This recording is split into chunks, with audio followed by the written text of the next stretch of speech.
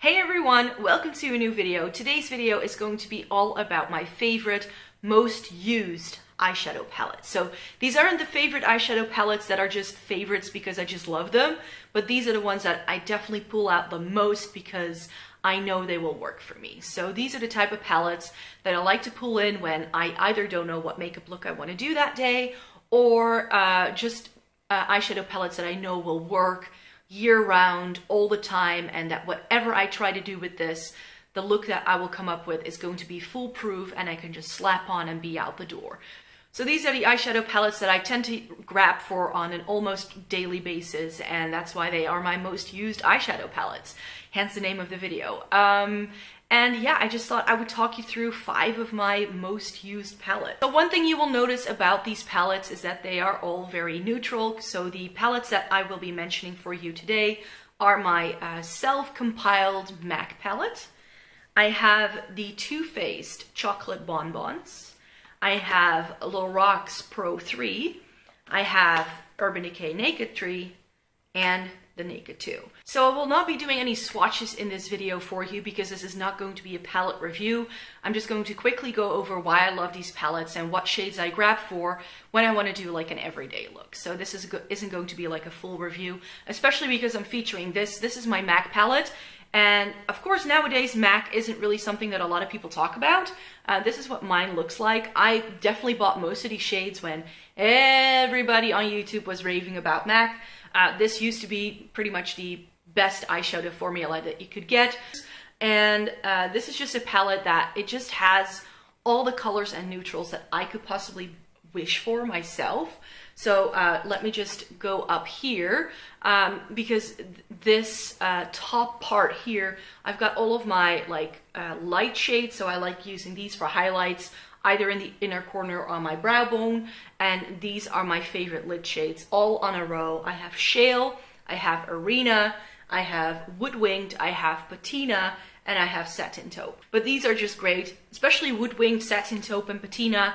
These are the type of shades that you can just slap onto your lid and be out the door. One shadow looks are definitely something that I still use this for quite often. And then I have all of my transition shades here. So these are all mattes that I like to use in the crease. And then I have a couple of colors here. So if I do want to get a little bit more funky, I go to this bottom part. I do have to say that these don't get as much use as the top row anymore. I have some really nice shimmery shades. These are the Frost Finish, I believe. And then I have like my cranberry purples here. I've got some like peaches down this row, and then I've got some greens, and I've got all of my dark shades along the bottom here. I really like this. This is Espresso, and that's a great like liner shade for me, and also Beauty Marked, and I believe this is Sketch. I think this is Sketch, and that's one of my favorite liner shades as well. So I have a little bit of everything in here, and this is just one of those palettes because I'm so familiar with these eyeshadows because I've had them for so long. I just know exactly what to do with this, and it just doesn't take any effort to really think of, okay, this is what I want to do with this palette. So Woodwing definitely is one of my favorites, as well as Satin Taupe. So I definitely reach for a lot of the neutrals in this. One of my favorite cool tone palettes is the Chocolate Bonbons by Too Faced, and this is what that looks like. I talked about this in my cool tone video, so if you haven't seen that yet, then definitely check that out if you'd like. And again, this is one of those palettes where I can just pull in a shimmer and a matte and a highlight shade and I'm done. Even though this has a couple of shades that are very unexpected, some of these pinks in here are definitely something that is a bit out of my comfort zone, but especially, for instance, this shade right here at the top, I'm not sure if you can see that, it's called Sprinkles, and it's like a very light pink with a little bit of shimmer, and it's so pretty as an inner corner highlight. So even though some of these shades look like they might be very unwearable, I definitely think you can make it wearable. It is a palette that I feel you do need a little bit of practice with if you want to use the bolder shades, but if you take those out and you stick to the neutrals, you just get the prettiest everyday looks. You have this great shade down here, which is called Almond Truffle. I love putting that in the crease, and then just with a little bit of Molasses Chip or Cafe au lait on the lid, and you're all set and out the door. So that is one of my most used for just sheer fact that I can do a neutral look with a little bit of a twist if I'd like that. Something super neutral that isn't for everyone is the Lorac Pro 3. I've mentioned in my neutral palette video that I think this is absolutely gorgeous if you have fair skin like me. Most neutral shades are too dark for me. So I like pulling in these kind of shades if I want to make sure that something definitely looks a little bit more natural, a little bit more wearable. So this is my favorite, one of my favorite palettes to pull in for like a simple work look, especially if I have a day where, I don't know, I have to meet with external clients or anything like that. Then I just like wearing something like this because it's never going to be too over the top. It's never going to be too much. And this shade, Rosé Bronze, has definitely a dip in it, and that's also my go-to lid shade when I wear this. And then I really like Clay and Terracotta here in the crease, and this is one of the very few eyeshadow palettes where I can pretty much use every single shade. So before I had the Lorac Pro 3, I did own the Naked 3 by Urban Decay, and this used to be that palette.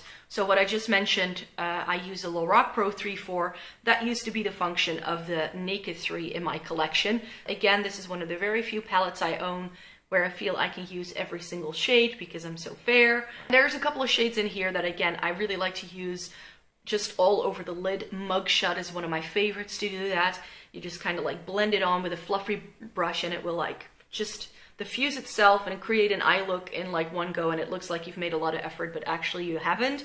So this is also one of the reasons why this is one of my most used eyeshadow palettes, because I can just grab it, pull something together, and it will look good. So the last palette that I want to talk to you about is the Urban Decay Naked 2, where some of these palettes are definitely great for like just slapping something on. This is the palette I really grab for when I have absolutely no clue what I want to do that day, and I know I will be able to pull something in that looks great.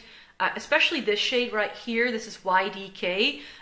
What Mugshot does for me in the Urban Decay Naked 3 palette, in the Naked 2, it's definitely YDK that has that same like one shade and you're done look for me. But my favorite shades are these taupes here. I really like Snakebite to darken up a little bit of a look a little bit, and Chopper is one of my absolute favorites. It is a little bit chunky, but if you pat this on with a finger, it is absolutely gorgeous. So this is the type of palette I definitely like pulling in when I have absolutely no clue what to do that day. So there you have it, 5 of my most used eyeshadow palettes and what I use them for, and then which shades I tend to grab for the most.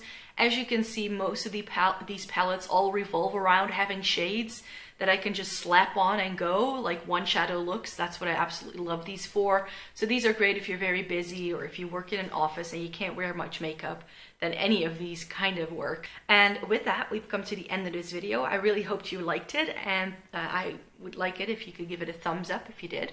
And subscribe, because I make new videos every single week, usually on Thursdays and on Sundays. So I really hope to see you in my next video. Bye!